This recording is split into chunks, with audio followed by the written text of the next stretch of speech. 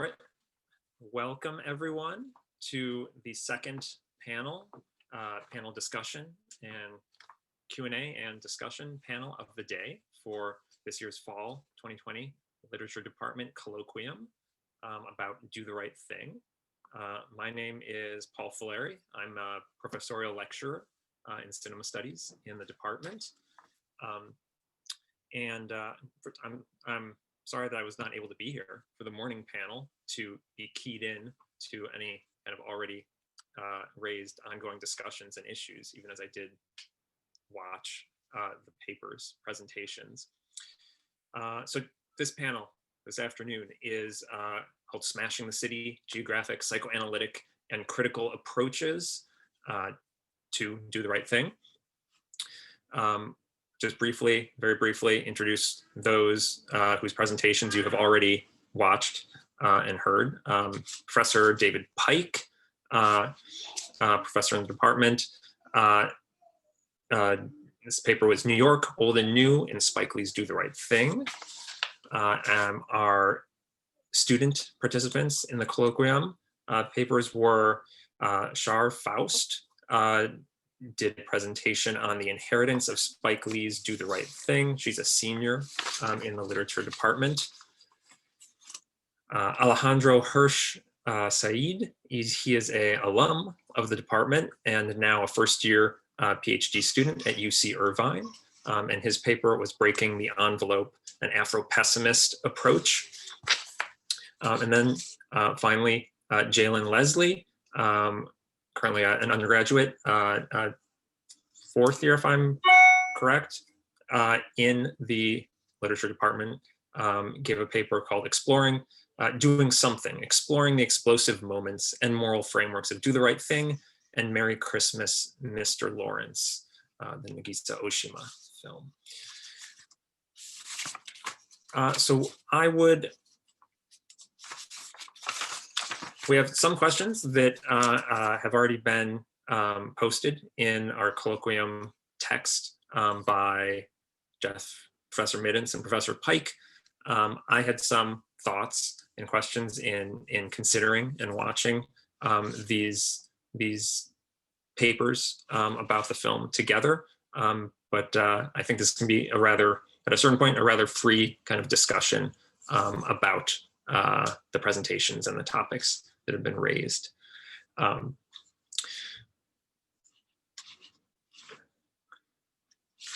So first I'd like to, all of these papers in various ways raise interesting questions about how to understand and how to see the stakes involved in the space of representation on screen and the sense of what Professor Pike brings us back to thinking of as the street scene that the film is dramatically conceived around. How does this kind of scenic space and actual specific locale, how do these two facets interact? The sense of abstraction in the film and theatricality, and all the questions raised by the specificity, historical, cultural, geographic on screen. I guess my first question that occurred to me and this may in part direct us back to what was discussed in the morning, having to do with one of the papers, is how do we, if the street is a kind of space of action in the film, and a means by which Do the Right Thing brings into relationship the marginal and what is central in traditions of American cinema, in the space of New York City. One thing that I have a question about is kind of how do we make sense of the radio station studio? We've discussed kind of We Love FM 108, Mr. Singer Love Daddy's this kind of neighborhood DJ, but I'm in the kind of fantasy of this locale and the Stuyvesant Avenue stretch. The fact that the radio station studio is right there on that block is in some way one of the more, I think, unreal kind of elements that allows for it to, of course, be that kind of encompassing element, kind of core element throughout the work, yet also be physically there and be a part of a number of key scenes in the film. And it raises this question of kind of media and mediation. And I gave the kind of neighborhood's claim and ownership or sense of having its own radio station, its own means of production. And what does the film get out of, or how may it affect some of the arguments and points that you raise in your paper to think about this radio station studio being present there? In some way it would clash with our sense of whether there were community radios or city radio stations that would be in such a neighborhood at that time the film was made. A question for me or for all of us, Paul? I wasn't sure. A question for, I would say a question for you first, but in the way that it occurred to me, I'd also bring in Char, your paper about claims about de jure or de facto belonging and property, and claims here over kind of means of production or means of communication in radio too. I was for both of you in particular. Great, thanks. No, I mean, it's a great question. It's an enormous question. So I'll try to take a few parts of it. The first thing I would note that in my presentation, both of the traditions that I pulled from are highly both theatrical traditions, although in different ways. Hip hop culture is, of course, it's rooted in authenticity, but it's also all about performativity. And one of the mistakes that is often made in reading hip hop culture is in fact reducing one to the other. And since '89 is also a period where this culture is in fact in the process of being completely commodified and commercialized, it makes sense that Spike Lee is working through what it means to be both performative and authentic at the same time. And so that's the first one. Street scene, of course, Hollywood movies are equally. Street scene was shot in a sense on location. Its spatiality at its particular location in Hell's Kitchen is essential, but it's also an extraordinarily artificial movie. As Jeff mentioned, it was started as a theater piece. It also apparently was produced as an opera with music by Kurt Weill. So it also has a tradition of this sort of tension between the two things. So the first thing we could say is that Lee is clearly playing with those two tensions. You could also think of the dance at the beginning of the film, which is both part of the action of the film, but not necessarily. I've never been sure if this is supposed to be Tina dancing or Rosie Perez dancing. Now, if it's supposed to be the character dancing or if it's separate, if it's like a music video credit scene that is not part of the film, but is the actual. Rosie Perez was in fact cast for the film from a dance floor in New York. So that's where he found it. This is what she did. And that's how she got into the film. So that's the first thing. In terms of the radio studio, we were talking this morning actually about the difference about stoops and the stoop as this space that is between the private and the public. And I mentioned then the plate glass windows. The We Love Radio is both public in the sense that it can go anywhere, as Ryan was mentioning this morning, but it's also private in that Senior Love Daddy never comes out of that space. The actions affect him only emotionally. They never affect him physically. I remember especially there's at least one moment, I think it's I can't remember if it's the fire hydrant or the police hose, and hopefully one of you remembers, the window gets sprayed with water at one point. And so he's both incorporated, it must be the fire hydrant scene. He's incorporated in the block, but he's also always protected by the glass, which to me also raised the question of to what degree is his participation in the action and what he says about the action, to what degree are we meant to think about that as authoritative, and what degree are we meant to think about it as something outside of the action that in sense is maybe perhaps not as necessary to how we think about the film or interpret the film as what happens to the characters who are directly involved. And I don't know that either. But I think it's one of the questions that Lee raises. I'd never thought about it as being a patently artificial space on the block, Paul, but you're absolutely right. One of the questions I wanted to ask you, Shanae, was why he chose, this makes me think even more about that question, why he chose not to put a barber shop on the block. which would have been, if he was going to choose a Black-owned business, that would have been the likeliest business probably for him to choose. But instead, he chooses a radio station.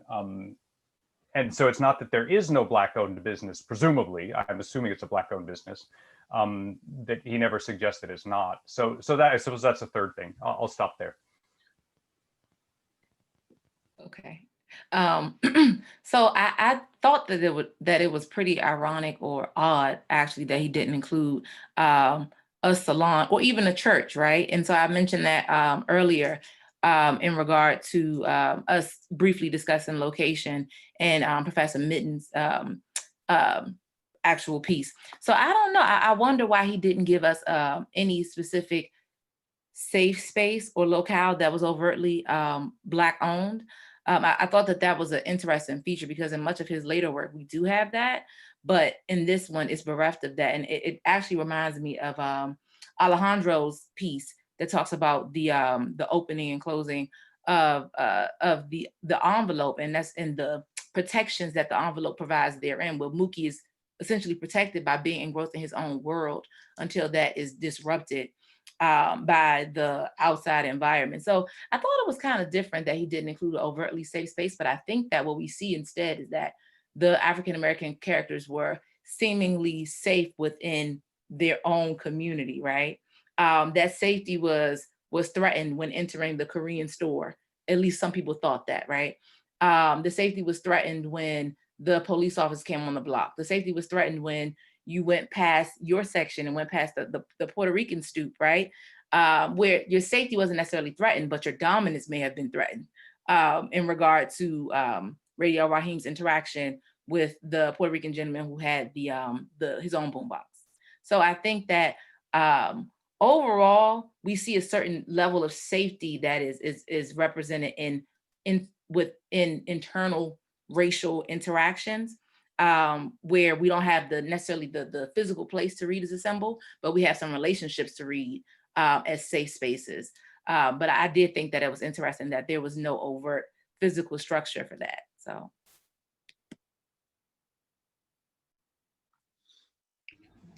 If I just go off what Shane said, Sure. For me, what's interesting, and I couldn't get to this in the video, but also the part that for Lee in general, sound is one of the most important parts of his films, and in a way, having the radio constantly there, having Senor Love Daddy narrating part of the film, and nearly the end too, it's like the envelope is not only visual or spatial or in the relationships between the people, the sound of it, the soundtrack behind it, it's also important. And I think that's important both for Lee and for Mookie in a way. The sound of the block is something that's always creating this safe space.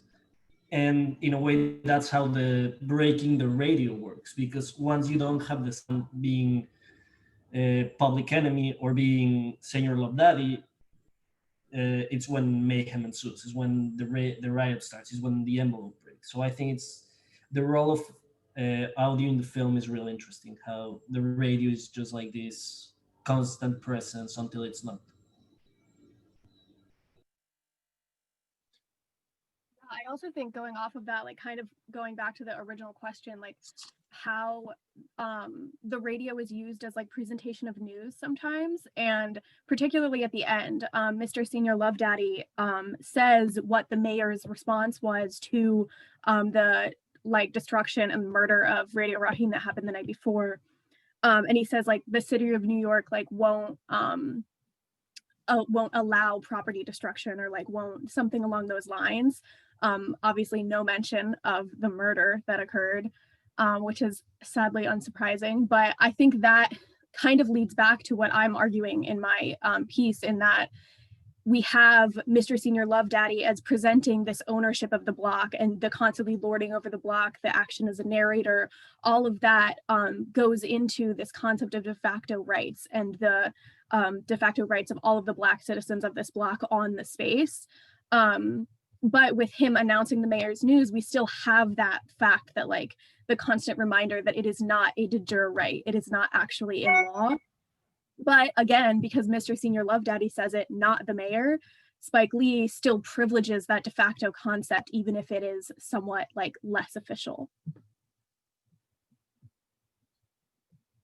That's a great point. I think it, and why this in part occurred to me is that I think I was thinking this involves some of the fantasy that Lee wants to be productive in this film, and he draws a parallel, obviously, throughout the film between his own work, the own work and activity and mediation of his film, Do the Right Thing, and what Mr. Senior Love Daddy is doing in his programming, in part just through the kind of, litany and recognition of all these elements of the culture and cultural heritage that it gives time over to.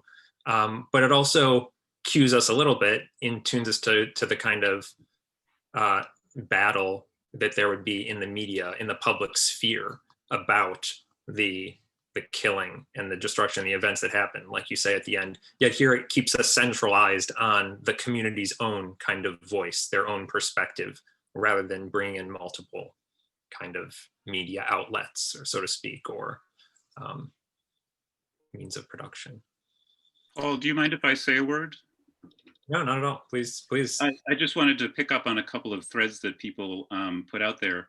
The first was, I think Alejandro is really right on the nose when he says that, I think the radio station is there in large part just because music is so central to the movie, and because the way that music is incorporated is shaping a lot of the meaning of the movie.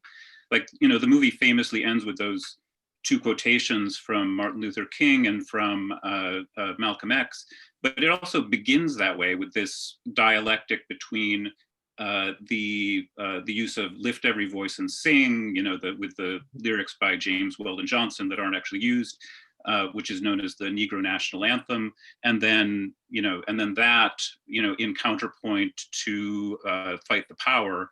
And it feels like those two music pieces are doing the same kind of work that's being done at the end of the film. And while we're thinking about the dialectics, because it does seem to me like a very dialectical movie, I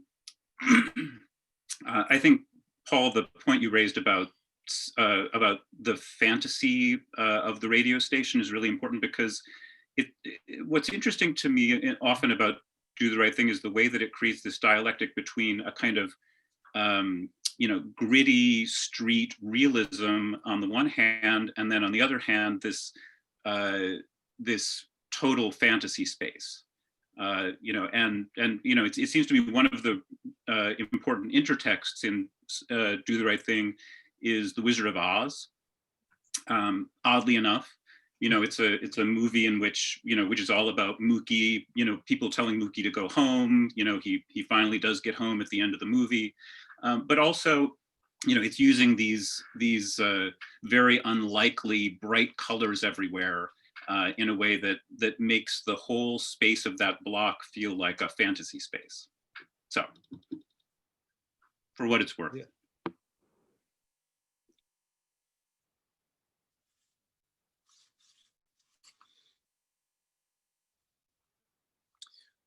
And while we're on it, Professor Marsh has put in a question here in the chat that so I'll turn to that. But you write, how do we understand a figure like Mr. Senior Love Daddy, a source of community information and cohesion or coordination, as compared to a character like Mother Sister, whose eyes on the street make her the holder of sociological knowledge about this community? So the kind of observer, commentator, community knowledge, either being this figure who is separated apart, like Mr. Senior Love Daddy, and those kind of at ground level or outside the studio. One way, to follow up on what Erik was saying, and one way of thinking about the dialectic is dialogic might even be a more accurate way, because I don't think there's the dialectic of Martin and Malcolm, but there's also a dialogue of different approaches to living on this block. And it's as if he's exploring the limits of all of these approaches. I suppose you could also say, if you want to be hopeful, he's exploring the potential of all of them.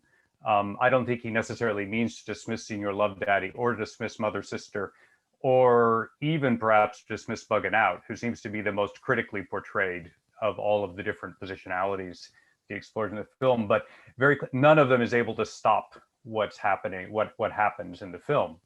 Even as they're sort of able to get through most of the day, but they're not able, when push comes to shove, there's something that none of them is able to deal with. And I'll just say one more thing about that, because I've been thinking about the fantasy aspect. And this actually goes back to a question Isaiah asked this morning, which is about Eyes on the Street and Jane Jacobs and The Stoop. This block actually meets every single criteria that Jane Jacobs attributed to what makes a safe street. In her book, The Death and Life of American Cities, she talks about, well, what do you need to have a safe street? It's based in the West Village. And in fact, Lee hits every single one of them. They're the eyes on the street, they're the people watching, the people sitting on the stoop, there's the street life, there's the fact that everybody knows everybody else and watches out for everybody else. Everybody notices when a stranger comes into the block. There's a solidarity among all of the characters, which we see at key moments, even as they spend most of the time yelling at each other. At the moment where Eddie almost gets hit by the truck, of course, at the moment of Radio Rahim and at a couple of other moments, every single person on the block basically is united. And that seems essential to me. And what seems essential about the fantasy is that Lee is also arguing what happens at the end of the movie is not coming from within the block in a particular way. It's actually systemic and external. And I've thought about this. I've thought many times people criticize the film for not including drugs and not including weapons and not including guns or knives or any kind of things we normally attribute with the ghetto and the imaginary and popular culture. And I think one of the things he does that is because those would then be able to be blamed for what happens at the end. Instead, what happens at the end cannot be blamed on anything that the block has, in a sense, has done that is criminal. It can only be blamed on normal behavior. And that again suggests that all of these dialogue, all of these approaches are somehow insufficient to counter that systemic moment or that structural moment that makes what happens at the end happen, which I assume is also why he humanizes Sal to the degree he humanizes Sal for most of the movie, and even to a certain degree humanizes Pino. Even as Pino is clearly an extremely troubled and terrifying character, he also tells us why, and he humanizes him up to a certain point, like Sal. That seems to me also part of the film. Yeah, I also think, oh, sorry, Alejandro. No, go ahead. Okay, so I also think, like, in terms of understanding Mr. Senior Love Daddy, like, maybe the best way isn't only by comparison to Mother Sister. In like my view of the movie, I think some of the best ways of understanding Mother Sister is as like a dyad with DeMeyer, who, because they are these sort of like matriarch patriarch of the street, which is really interesting because they are the one person who is explicitly said to own her building and the one person who we have like zero association with any like specific location in terms of a home. And then Mr. Senior Love Daddy, I think, exists somewhat outside of that, like because he, again, like obviously isn't shown with like a home, but he does constantly, as Professor Pike was mentioning before, he's always protected within that radio station. And he, rather than acting as someone who is as within the narrative, almost works as a narrator outside of it, which I also think is something Professor Pike was like leading to earlier. And I think that understanding his figure is how he interacts, like when he's interacting with us versus when he's interacting with the other characters, because both of those things happen. And there are times when we hear what he's saying and we don't see any other character hearing it as well. It's only to us. And I think that, I mean, I don't have a particular argument as to what that does, but I think it's really, really interesting to kind of parse that in terms of who he's talking to. Yeah, and I think also going off of that and of Professor Pike's comment, that in a way, it has to be external, whatever breaks down the envelope or whatever breaks down like these, because even when as you mentioned, like even if the block is problematic and there's people arguing all the time, there's certain like order in the chaos or ordering whatever is happening. But I think what is really interesting to me is how this external force is in a way the reality, right? This insane violence is what's real, and it's what it's sort of the envelope is protecting the block from. And I saw in one of the questions in the document that Professor Pike asked, it like, yes, we see most of the film from Mookie's perspective, and it's sort of perfect, but in a way, every single character in that block that we get the sense that they've been living there their whole life or for most of their lives, they all have their own envelope where it's sort of this perfect place where they, not perfect, but this good enough place where they can be. And while until the outsiders come, there's always this tension. There's always, every time an outsider comes into the block, there's at least 6 or 7 characters around him. It's like this new is the thing that's breaking sort of slowly what's happening. And when the wall of fame becomes apparent, it's like there's no coming back. It's sort of like announcing, for me, it sort of works how in the horror movie when you see like the really bad horrific character and then at the end he does all the bad things. For me, that's how the wall of fame works. It's like you're seeing this it's like, okay, this is what's coming to the block and this is what's going to destroy this place that you're living in. Can I take a brief moment to respond? See, I think, Alejandro, I think that's only half of what's happening, which is why we get both quotes at the beginning and at the end. We get, I don't see Lee rejecting one discourse for the other. I always think of the block as the block has actually managed to figure out how to deal with strangers for 80% of the film and how to actually incorporate them. And in fact, even in the hydrant scene, we see them dealing with the police. And the police, there's tension and there's aggression between them, but nothing actually happens. And so I don't see that necessarily as the horror movie version of waiting to explode. It could explode at any moment. But I also see it as, this is what urban life is like. It can explode at any moment, but it doesn't. And trying to figure out, well, what's the difference between that version of urban life where it doesn't, and then those moments where it does. And what's the relationship between those two things? And I suppose the question would be more to ask, is it inevitable, as opposed to argue that it is inevitable? Because I still don't know if Lee is telling us that it is inevitable, or if he's asking us why, how do we avoid this? How do we change this? How do we keep this from happening? I think there's a balance between those two questions. But again, that's my, I guess you would call my hopeful reading of the film, as opposed to your Afro-pessimist reading, reading of the film. I think he has both. But again, that's me. Yeah, no, and I agree. Like I feel like there's many ways of reading that scene, but it's sort of like the wall of fame for me, and represents like there's this looming white structure from white civil society that the block knows that exists, that the block knows that might be a threat and that could blow up at any moment.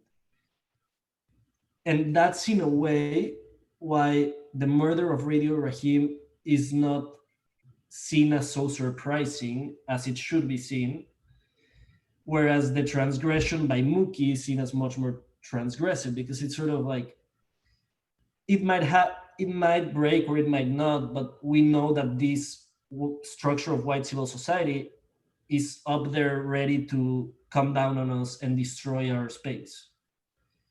Whereas once Mookie defends himself and defends the block by destroying the window, that's actually transgressive from the perspective of white civil society again. So I think that's sort of how to reframe that, so to actually make the murder of Black people not as only symbolic, but as actually transgressive, and that's actually what should be making society angry.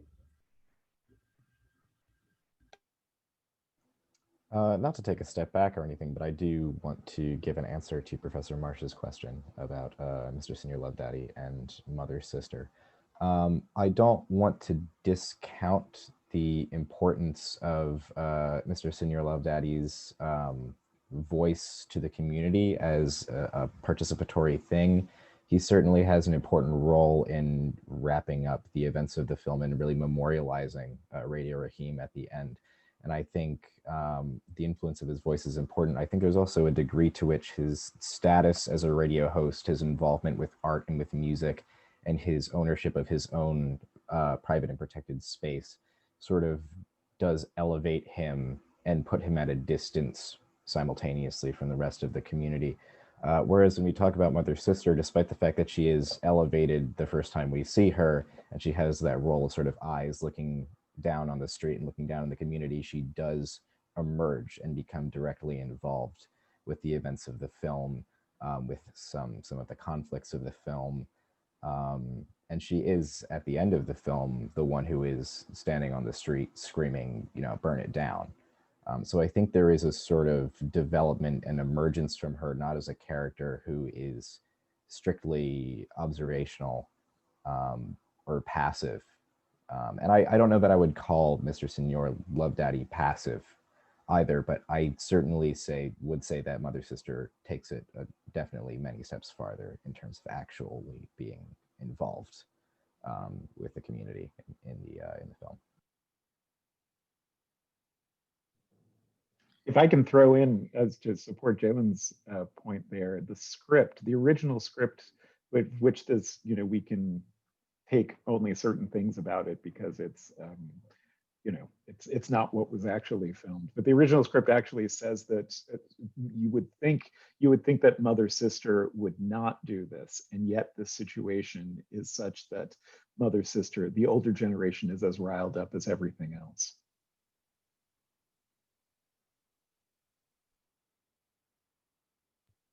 Jalen, I also think that point is really interesting because looking at that last scene, like obviously, as you mentioned, Mother Sister is very key in like what goes on, but Mr. Senior Love Daddy is the only prominent member of the block who we know and have met who is not there, particularly in the scene where it pans across and we get the slow reactions to Radio Rahim's death.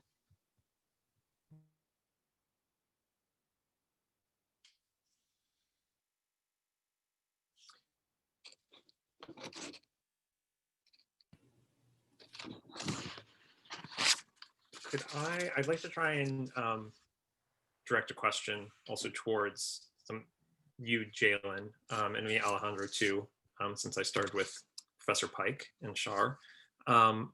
Your paper, Jalen, comparing Merry Christmas, Mr. Lawrence and Do the Right Thing is especially interesting in how it brings up the place, the context of various relationships, interactions, sympathies, networks between men, kind of what both Professor Pike and Professor Mintz latched onto in their questions to ask about kind of homosocial spaces or homosocial relationships that both films raise, and in their dramas about violence and oppression in certain ways.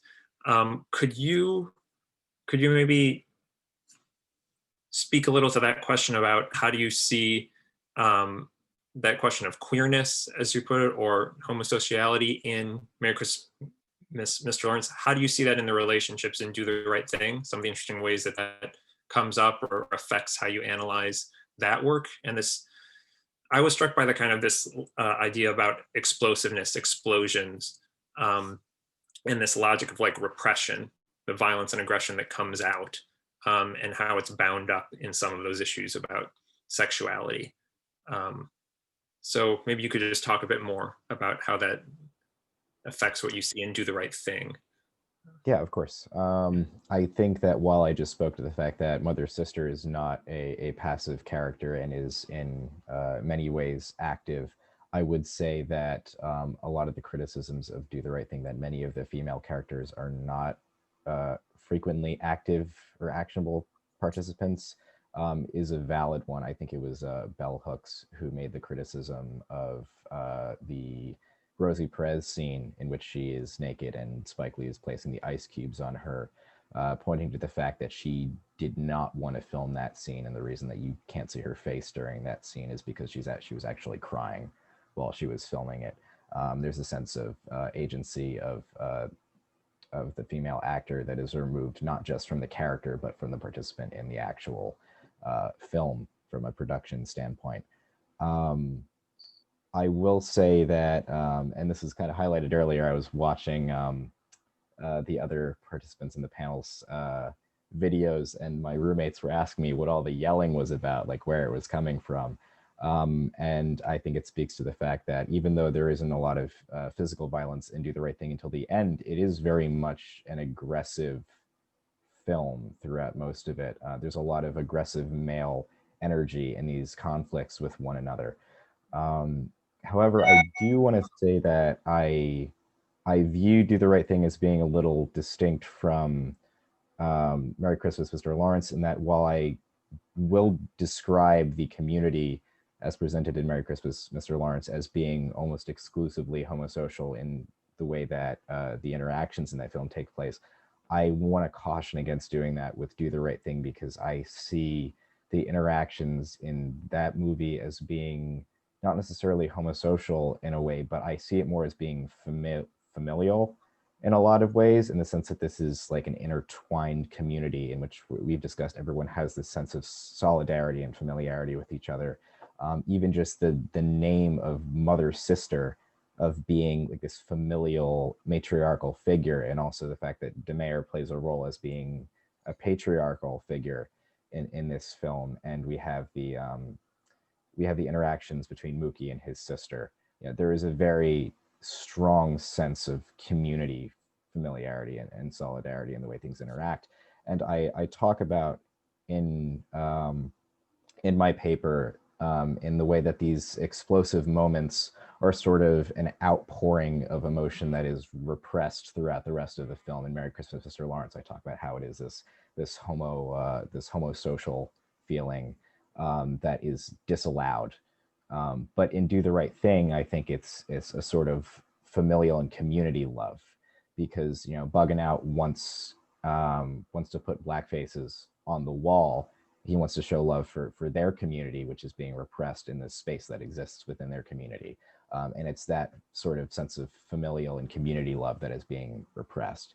And so in this explosive moment, I think that is really the energy that is being let out, is this disrespect of their community and the members of their community. The fact that a member of their community can just be struck down like that by the police.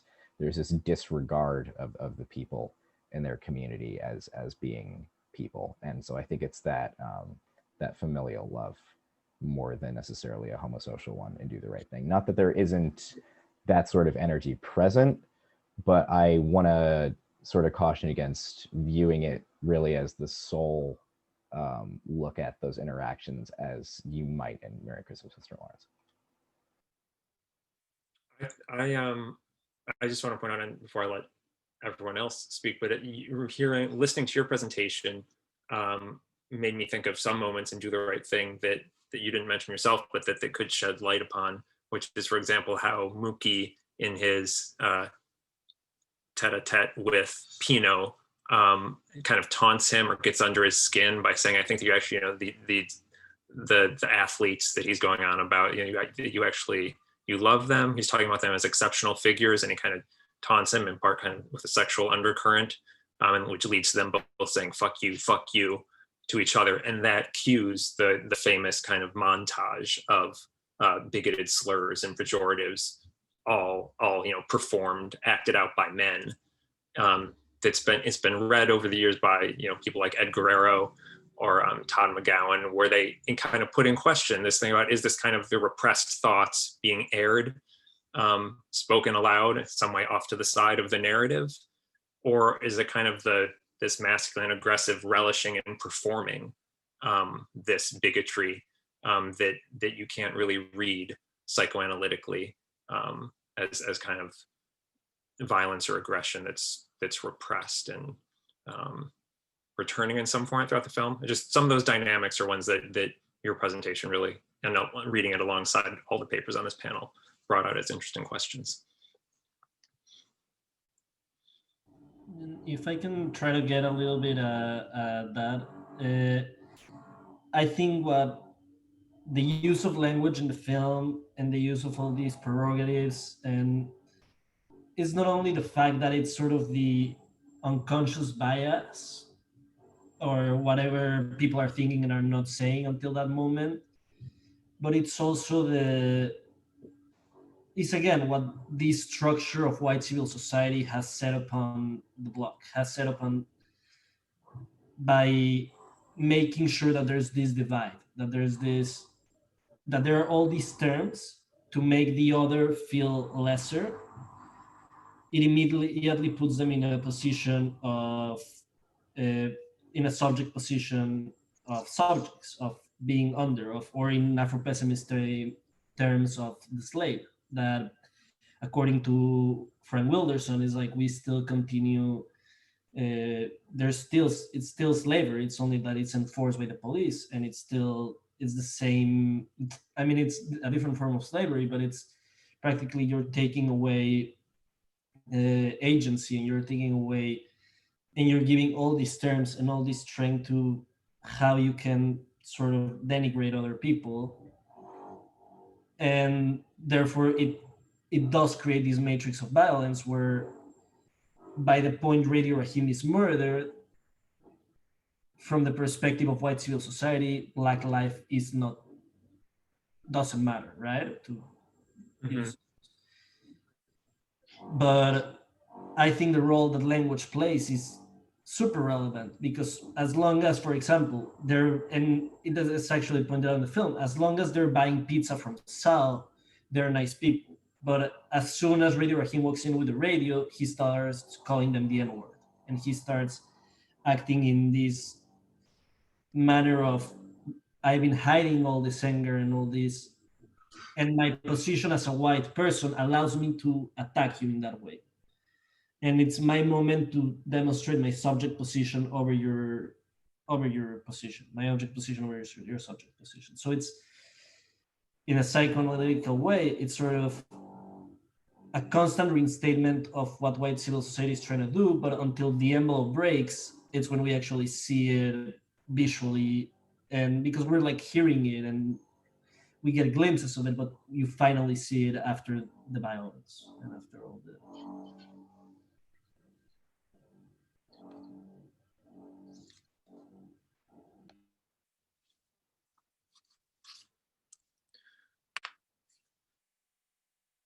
Yeah, it makes us think about how to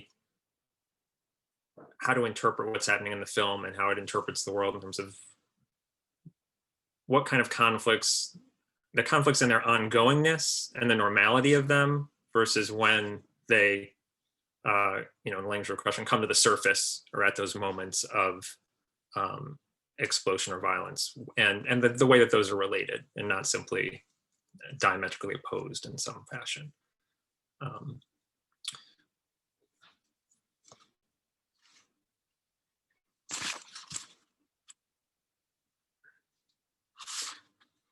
I could turn to some of the questions in our Google Doc to pose as well.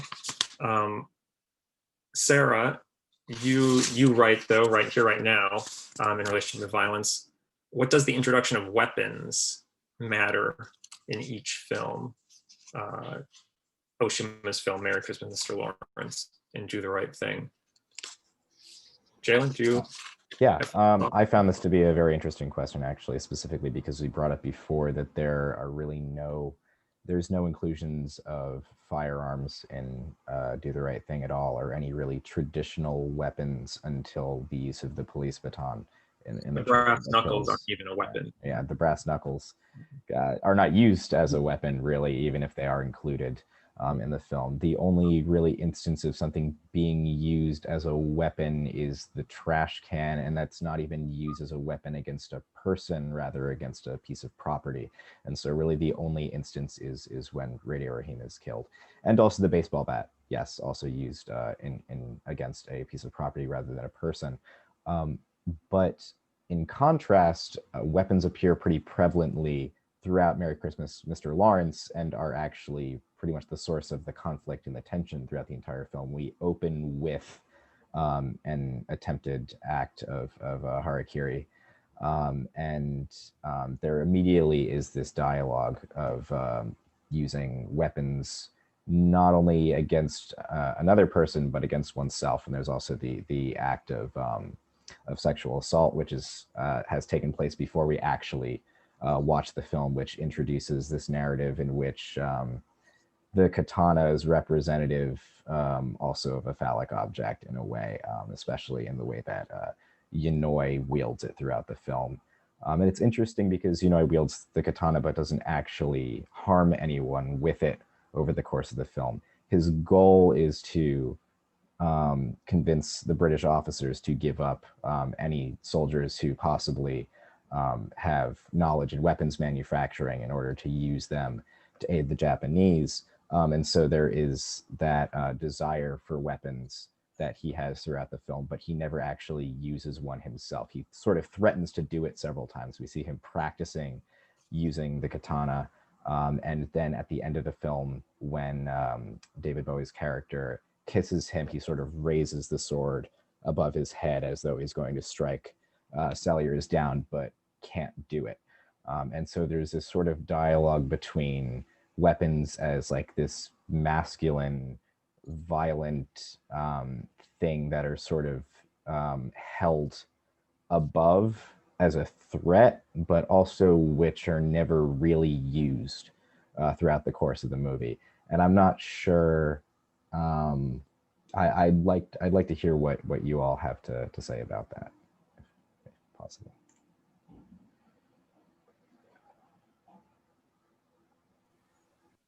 I can say something about it, but if somebody wants something specific, what I will say about it will open it up laterally as opposed to respond directly. So if somebody wants to have a more direct response, let them speak first. So this actually also answers the question Sandra asked to me, which is to think about Smiley in terms of disability studies and also in tradition of the street film, which I won't think about for the minute, but this seems to connect both with thinking, clearly Spike Lee, the film has an enormous amount to think about in terms of Blackness, an enormous amount to think about in terms of masculinity. And those are, you could say, the two things that Spike Lee is clearly most interested in the film.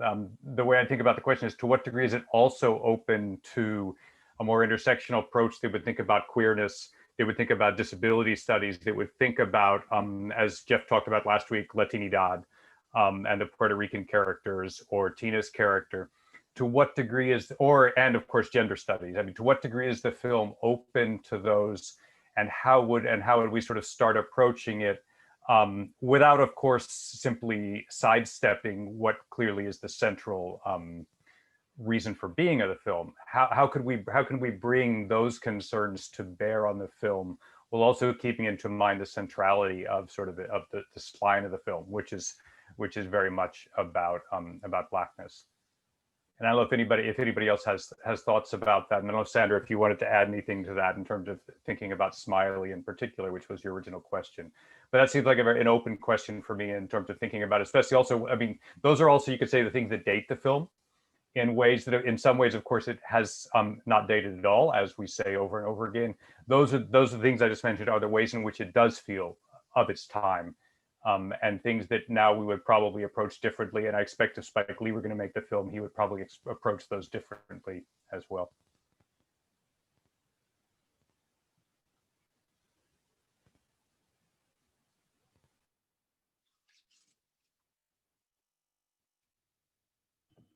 So, and I'm going to go back to Afro-pessimism just because it's what I've been reading for the paper, but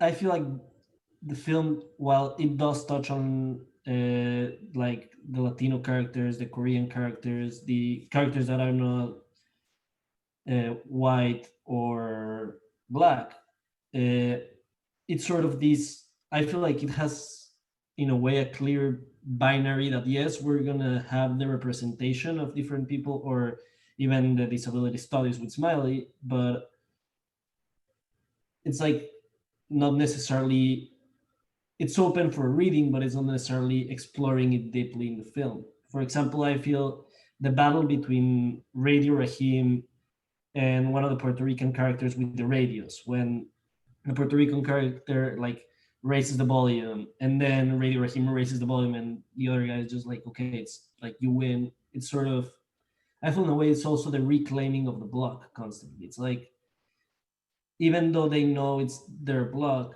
there's a constant threat and this sort of constantly needing to defend it from people that are in, or from like this, not purity, but like it's this constantly like dismiss, like, okay, we're gonna bring it in, but then we're gonna dismiss it.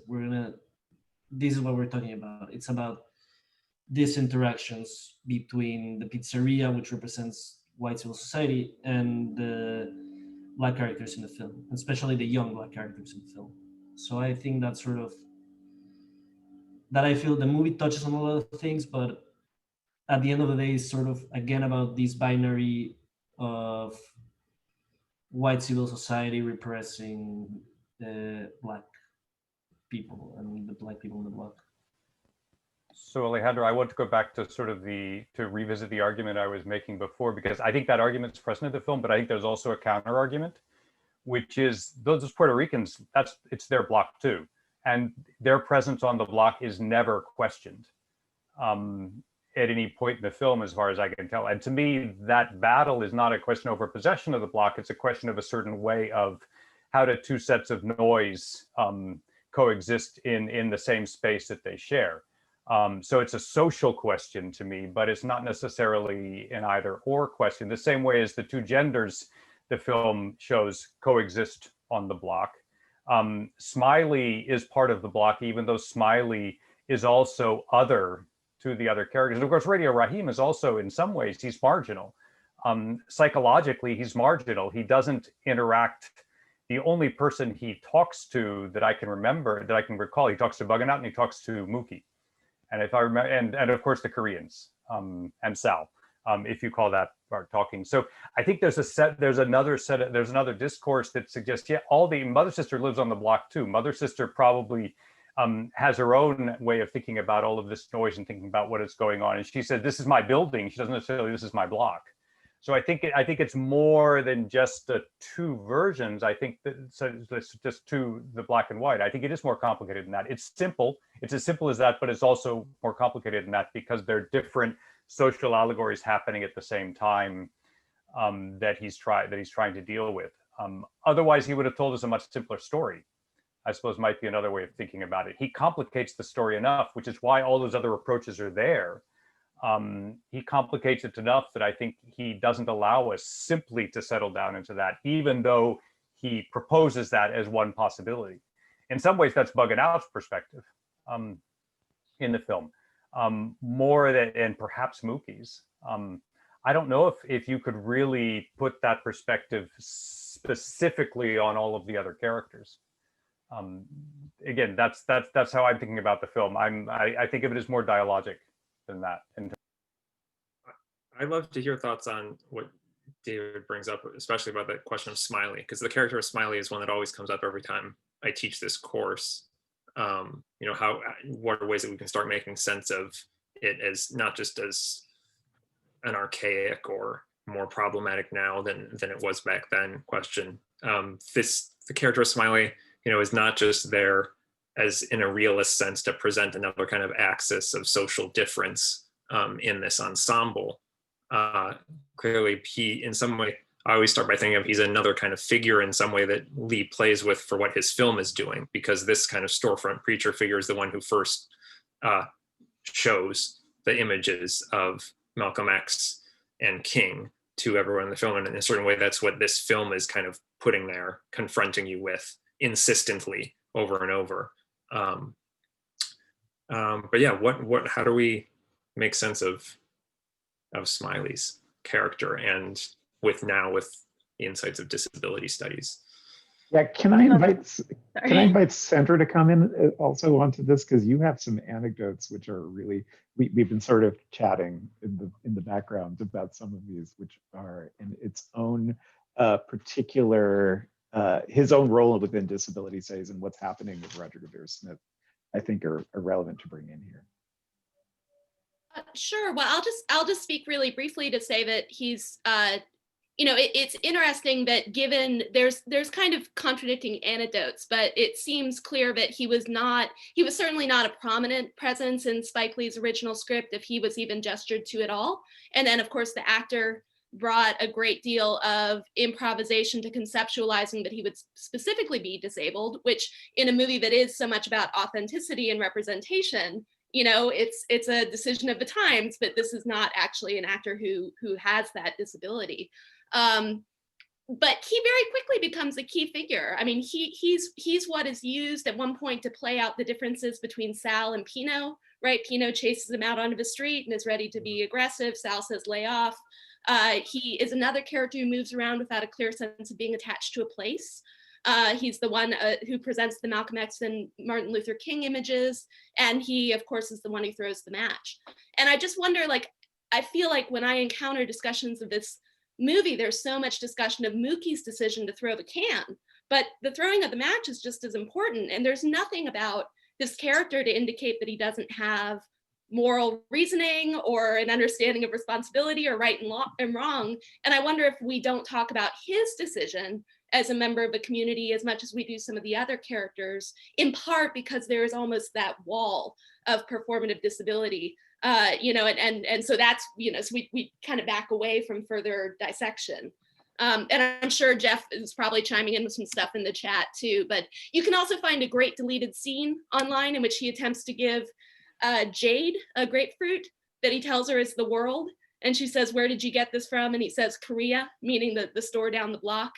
And, and that's kind of interesting too, that devotional. It's a shame it got deleted because it's in some ways the closest we get to understanding the internal life of the character, which is often how we evaluate the depiction of disabled characters. Is, are they allowed to have an internal life, or are they simply there to showcase, as David and I were dialoguing, if we're going to talk about classical figures, does he play the role as the kind of village idiot? I'm using that term knowing it's pejorative, but village idiot, village savant, he's mainly there so that we can learn about others through how they interact with him. So yeah, those are just some of the things that I was thinking about. That would be the understanding where it's like the intellectual disability is there to put this question of is it as simple or as crude as this, or is it more nuanced or something like that? Is this get to the heart of things? Does it provide, is he a figure of insight by being the idiot? To go back to what Saed talked about with Smiley this morning, it encourages us to take him allegorically and to think of, I think whereas Mookie necessitates a certain kind of identification with him, with his why as an audience, we have to figure out why he threw the trash can. Smiley's, the disability and the way it's portrayed instead encourages us to think about him symbolically only, so we don't have to negotiate him affectively, we can think about him intellectually. And so you're right, nobody ever writes about that moment, about his decision as a decision. We might think about it allegorically and what this means in terms of Martin and Malcolm, in terms of a stuttering form of a discourse, but we don't think of it as an autonomous figure. So I suppose in that sense, a disabilities approach would ask us to start, can we recover a sense of autonomy and agency, and does the film give us the space to do that within the character? Would be a way to start thinking about. I think if one were to analyze Smiley as a autonomous character, right? One of the elements that may be illuminated too is the fact that yes, he had these photos, but they were also an economic means.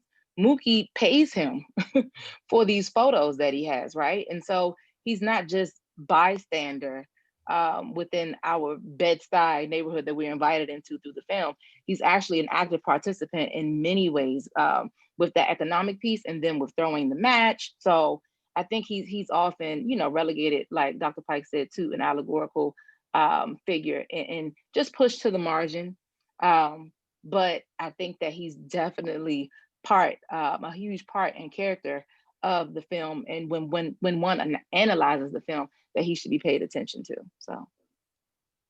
Yeah, I also think going back to Professor Pike's point right now, but also a while ago about how Smiley works into the dynamic of more than just Black people on this block. I think that goes back to the concept of like how rights work and how they are proposing them, because yes, there is the fight or like altercation between Radio Raheem and Stevie and friends about the two radios, but it is obviously not anywhere near the degree of either time Radio Raheem is playing his music in the pizzeria. And I think that goes to the way that Sal executes his rights in an exclusionary manner. He can only have rights if no one else does. Whereas as we see with Buggin' Out, when he presents like put Black people on the wall, but also you still own this, his de facto rights are in that kind of like multiplicitous way where multiple people can have them. And I think we can kind of assume, but also based off of these different experiences, that Stevie and the other Puerto Rican people who, and also maybe Smiley, if he does live on the block, because he probably does, based off of how he kind of is around the area, as well as the Korean family who likely lives above their shop, that they all exert their de facto rights in the same way that Buggin' Out and Radio Raheem do, in that they are not exclusionary. They can both have them at the same time, which also follows into how they don't fit into law, particularly American Western law, which bases everything in exclusionary manners and does not make space for such like multiple like exhibitions of ownership and making of space. It's interesting because we never see, in a sense, him attached to anybody as family, as somebody who, he is in that sense autonomous.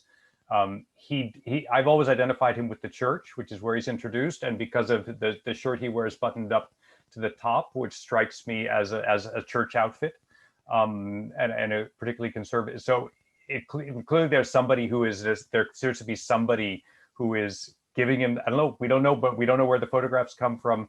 All we know is that the block takes care of him, the same way as that the block takes care of Radio Raheem until it can't. But in a sense it does even after his death. They are both creatures of the block in the way that the other characters aren't, even as they're as autonomous. The other thing I was thinking about is the marker that he wields, which is also a sign of him as a tagger. And associates him with a certain kind of graffiti, which of course can either be taken as defacement or as marking territory or as art, depending on who you ask and who you think about. And this was of course a raging debate throughout the 80s in New York. Is it how you think about graffiti? Is graffiti criminal, which it is? Is it commercialized, which it was? Is it an expression of agency and is it art? And all of those things were. So in that sense, he also clearly is meant to do, because that's what he does at the end of the movie. He in a sense, he tags the wall in a very specific way. And in the scene with the radio at the end, he starts brandishing the marker. Right before Sal destroys the boombox, you can see the marker coming into the front of the frame from the back. He starts off standing behind Radio Raheem and Buggin' Out, and then he can't get his body, but he intrudes the marker with the top off and is waving it at them right before Radio Raheem attacks the boombox. So that's another sort of association or image that is also attached to.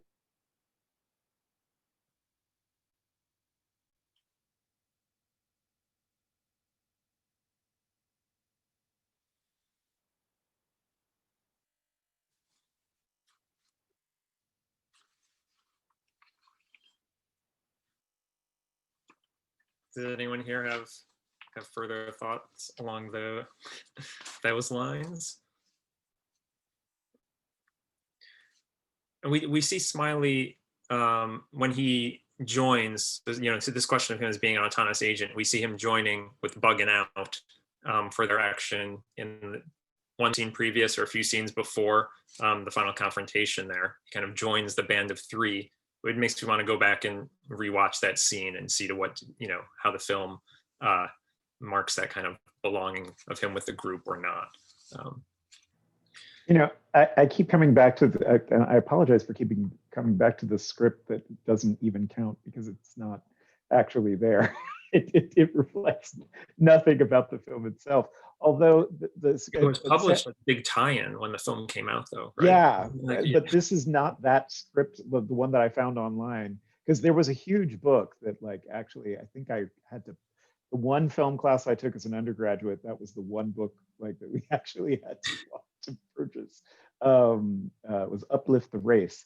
Was the whole, and it's a great book because it's a, anyway. But the script that I posted, that Sandra and I have been going back and forth because her question at some point to me was, is he not in the script, in the original script of this? And he does appear in that second draft that I've sent. But the curious part about it, so there are two curious things. One, which is the one I mentioned to her, is that is not named as a character, it seems, until the very end of the movie. And I just briefly went through it now and was like, I can't find an introduction of him, which seems to confirm that indeed he's a late addition to this. But the script also confirms something that I think that we don't talk about, which is his name, which is to say that he's called Smiley. And in the script, it says that he's, the only time that he smiles, and I hadn't thought about this, is when he posts the picture. And that in the way that the script like denotes this is says that, you know, Smiley is, it's the first time that Smiley has smiled in years and no one is here to see it. Of course, we are there to see it, and that's an interesting sort of aspect. But it also, that what that flipped me back to is the fact that Smiley is named for, you know, something that he doesn't do. In some ways, it's a very Latino thing, you know, in terms of that you nickname someone for what they are not. You know, how my aunt called me Cholo forever because my Spanish was horrible. That there's certain, which now leads us to Sweet Dick Willie, perhaps. But let's not go there right now. But there's that concept of naming and how the block names everyone and how these names are given, which I hadn't thought about until just now in terms of this discussion of Smiley, that Smiley is something that is not. And you know, is that true of is Dussere the mayor because he's not? And then that brings up the question, his mother's sister. You know, what is this goes in many directions and I need to stop. So I mean, I think just going off of the idea of naming and how sort of we see there after the violence is when we see the mayor and mother sister together in the apartment, and we see Smiley smile, and we see, so sort of after that moment is when these preconceptions of the characters that we have up until the point of the violence are all broken, are all destroyed. I mean, mother sister seems calm and she dismisses the mayor and stuff, but until she's ready to burn the pizzeria down. Smiley is not smiling until he's able to hang the picture in the pizzeria. And at the same time, I think there's also something in common between Radio Rahim bugging out and Smiley, that those are the three characters that at some point have a confrontation with Sal before that scene. Or with Sal or with Pino, and also Mookie. So it's sort of, they aren't reacting only to the fact that the pizzeria is there, and they're reacting to direct acts of aggression from the pizzeria towards them until that moment. And it unleashes all this because we only get to see one day of the vlog, right? But it's probable that all the other characters that live there at some point have an altercation with Sal. And so it's, in a way, breaking the envelope. Yes, it shows the white civil society structure and everything, but at the same time, it's liberating for the characters. It's the moment after that is the moment when the characters that survive the riot can finally show what they how they really act, or what they, or more of a range of character. They stop being stereotypes. They show, and I don't know, for me that's really interesting in many ways, but I want to stop.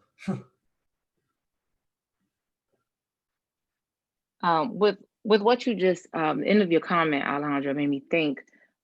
So character development in the film is like really critical, and I think that character development is what allows the names to kind of come to the fore, right? So although Smiley is not one who Professor Mitten said, it's, of course, noted that he doesn't smile until the end, so on and so forth.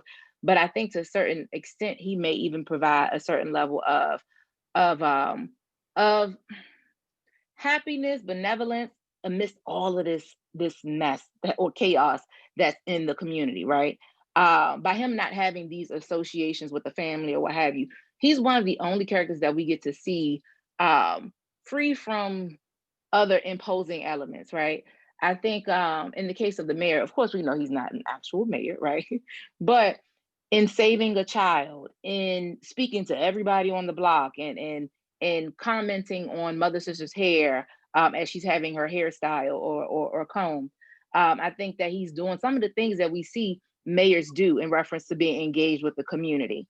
I think bugging out, his name is one of the most overt representations of a name that's associated with qualities of his character, because essentially, right, someone could see him as overreacting, or in the dialogue or the slang of the 80s, he's bugging out, right? And even the slang of northern areas, right? He's literally bugging out, right? But then other people can say that, he's well within his rights in reference to his political activism, right, or activity, right? But people can also say that he was overreacting in some scenes, right? So I think that the character, I'm sorry? And Lee has some characters say that, about bugging Yeah. out.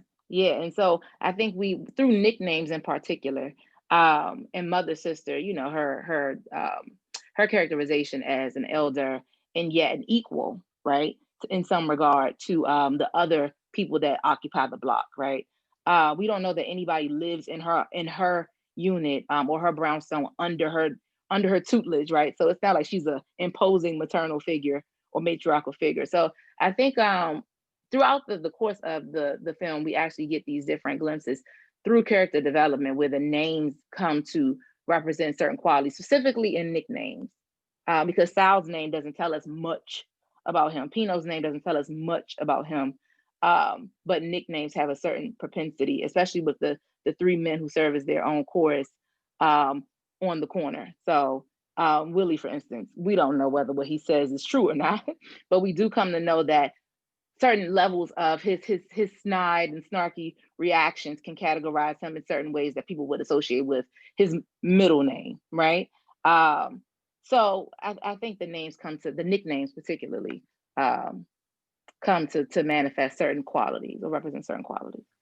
Can I say one more thing about Smiley, which I think leads back to Sandra's original question, also connects with what Alejandro is talking about what we learn differently about the characters at the end. Shanae, your comment made me think about the traditional role of what Sandra called in scare quotes, the village idiot, within a typical village narrative or a typical urban village narrative, is to show how that space protects innocence to a certain degree. The child will be another version, but children always grow up. This figure is the figure that never grows up, that is always in a sense protected by the village, and in a sense is always seen as naive and innocent. What happens in this way, you could think about the end of the film in terms of what Alejandro was saying, is what happens is that Smiley, his act of joining the boycott and putting the thing up on the wall, which is also framed as a demonic smile, which is what always, if you look at it again, he's surrounded by flames. Yeah, so in a sense, it's an ironized smile. It's not a happy smile. It's some other, it's an ambiguous smile. But that smile tells us, no, Smiley is not simply the village idiot. We may have thought of him as a village idiot, but in fact, we can see that there may have been something else going on in there at the same time because we don't know his thought process. And so to go back to your point, Alejandro, that is a way that in a sense that last scene tells us something about Smiley that we hadn't thought about before, but also about that figure that we hadn't thought about before, the one nickname, the one with the nickname, the one who we thought we didn't have to think about because it's just a stock figure in a village or in this narrative, like the mayor, like the drunk, who is also in every, the old drunk is also in every one of these neighborhoods, the old benevolent drunk, all the matriarch, as you mentioned, all of those characters in a sense do things we don't expect them to do within the traditional narrative. Professor Weaver, I wanted to address your discussion of the nicknames, specifically how you say that Sal and his son's names don't really tell us much about them.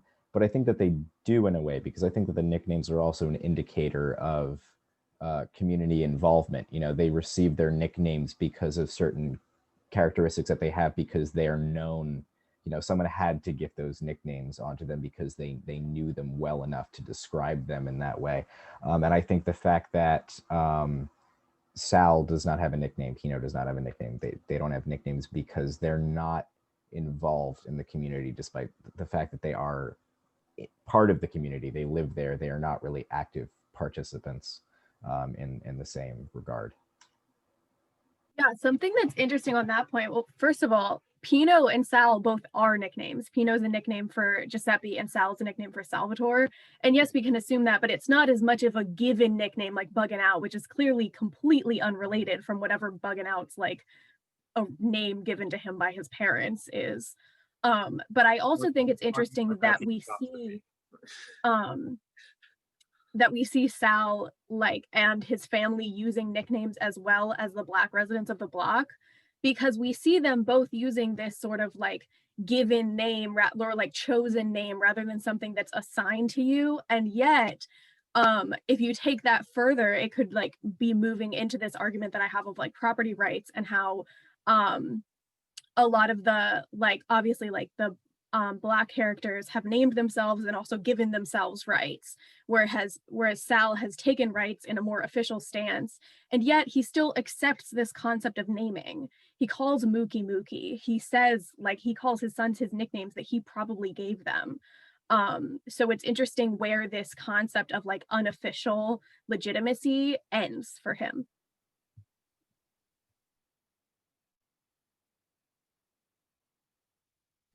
Yeah, I'm sorry. No, go ahead. I was going to say, Charlotte, I totally thought about the fact that their nicknames, they do have nicknames essentially, right? Well, Sal and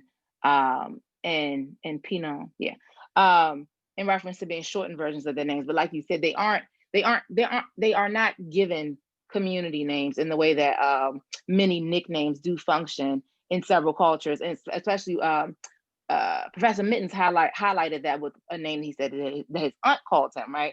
So we know that when people have nicknames that are not just the shortened versions of their names, that oftentimes says that they have some type of connection with the community. So I think that between what you said, Charlotte, and what Jalen said, we can definitely see, learn more or gain more insight about Sal and his children's or his son's connection with the community. So.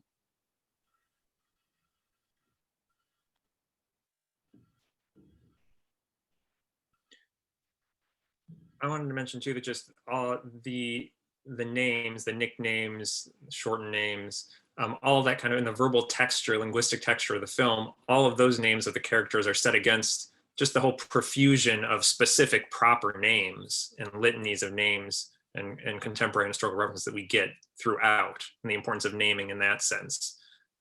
That's, in the background or the side or interleaved among the narrative with these dramatic characters, right on to the dedication at the end to specific people.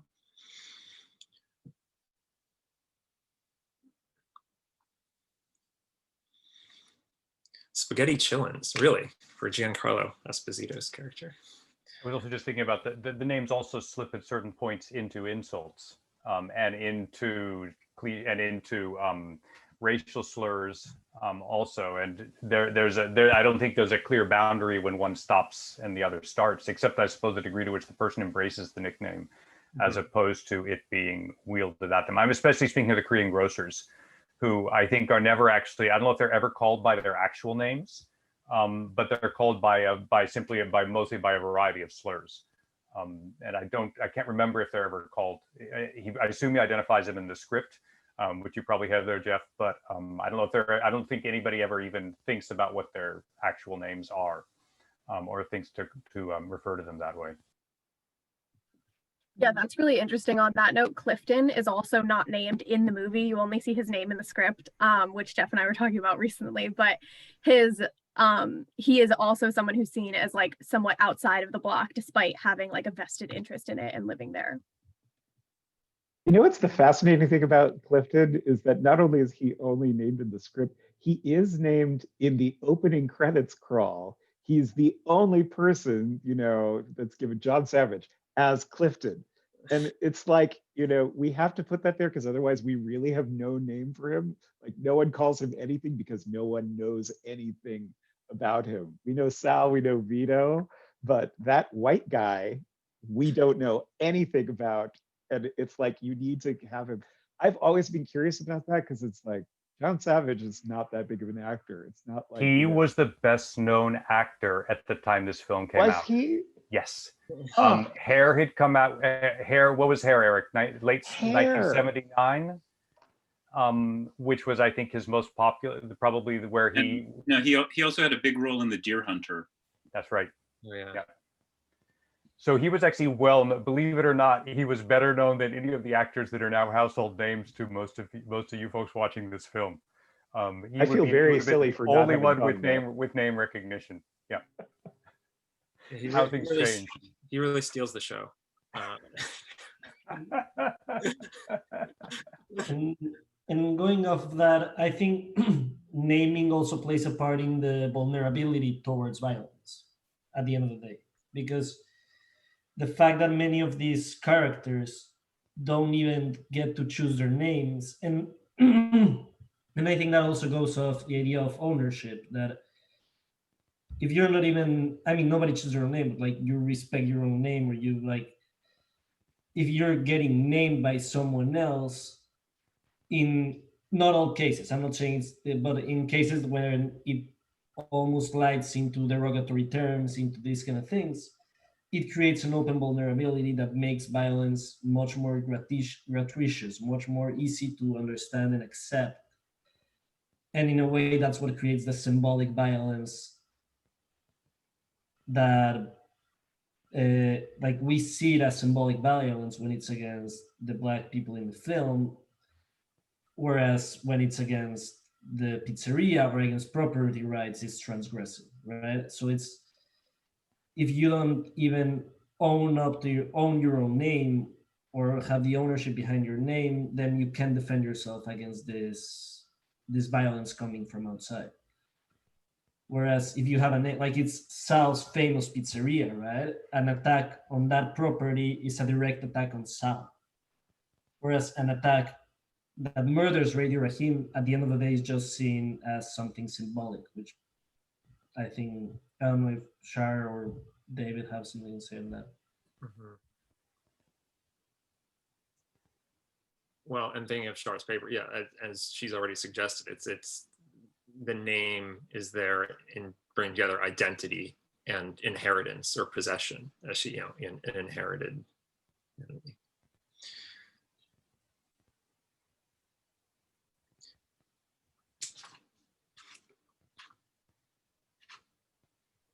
And also thinking of name as something given, especially in terms of like the nickname context that we're all talking about, as something that is given in like kind of like a somewhat like familial way often, which is similar to how inheritance works, which I think again is like particularly important in the context where many of these people are holding on to their inheritance of the block through more ideological views on it rather than like actually having deeds to many of the buildings that they might live in.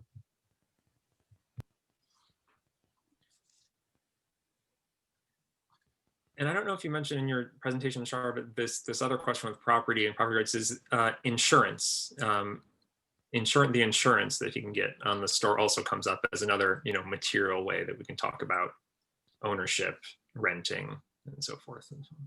Yeah, I did not get the time to touch on insurance in my very short paper, but I think that actually is really interesting in terms of how we learn about things, because generally speaking, we never like are told I own, I rent. Like Mookie gets yelled at by Jade for not making his rent to her. And so we find out that he is renting, and also like it is not in his name, because even if Jade is also a renter, like he's only a subletter.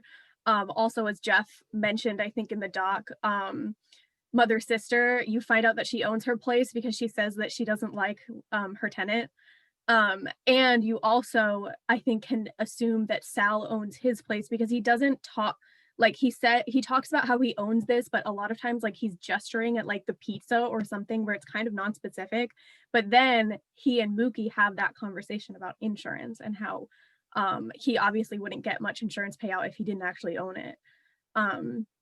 So I think it's really interesting how that can also play into it in terms of like the legal aspects of property ownership, and how a lot of the Black residents of the block are worse off because they do not have that legal access through their de facto rights, and therefore where Sal is going to be totally fine if that exact situation happened to many of the other characters who we generally would assume are renters based off of like age and the like monetary status. They don't have that access to just be fine after their property is destroyed. Jeff raised this, I think, in the Google Doc, the history of this in New York real estate. Most of the fires that were set in New York real estate in the 70s were set by the landlords who owned the buildings. It was cheaper because of rent control. It was actually, they could make more money by burning down the building and collecting on the insurance than by fixing the building up. So they would basically get the building, they would get everybody out of the buildings, they would do no service to the buildings. And this happened in Harlem and the South Bronx in particular. And so there's a strong allusion to that. It wasn't happening nearly as much in the 80s because of gentrification, because the real estate started being valuable again, was just starting to be. But there's a long racially inflected and especially class inflected context to what Sal and Mookie are talking about there. The white ownership of buildings with Black and brown inhabitants, and the adversarial relationship between them, and of course the burning. More was done, in fact, by the owners than was done by the inhabitants of the block. And I think that we're meant to notice, at least some of the audience is meant to notice and think about in that moment in the film. Yeah, I think so, certainly, definitely. Well, we have just passed 2:30 so recently, and I just want to thank everyone for this panel discussion, for the panel discussions today, and recognize the work that Shanae and Jeff and involvement of David and everyone who were enrolled in the colloquium this quarter. The whole role that you played in this event was great. So I want to thank you all for your papers and the discussion. I'll throw out there that the recording of this will come up very shortly once it gets processed. There is a recording already of the first. If you missed the morning panel, that recording is already on YouTube, and we'll have this one up as well. I will throw a departmental plug that the Day of Lit events is not over.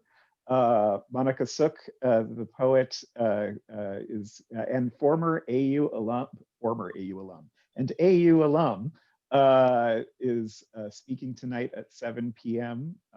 And that promises to be amazing. So hope to see you at that event as well. Here's to the first virtual fall colloquium, and hopefully maybe the last, but.